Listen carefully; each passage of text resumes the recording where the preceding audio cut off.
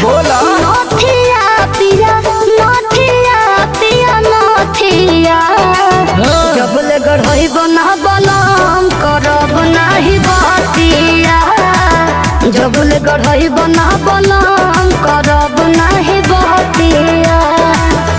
अच्छा तो ये बात बा। हो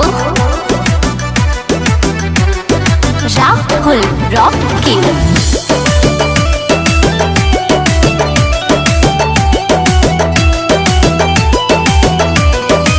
लड़का के जैसे मोहे बहका देला पूछो जमांगी तो बहाना बना देला। अरे सुना जाने मान का सुन अब ही खाली बाबा किट हमार बात मनाए धनिया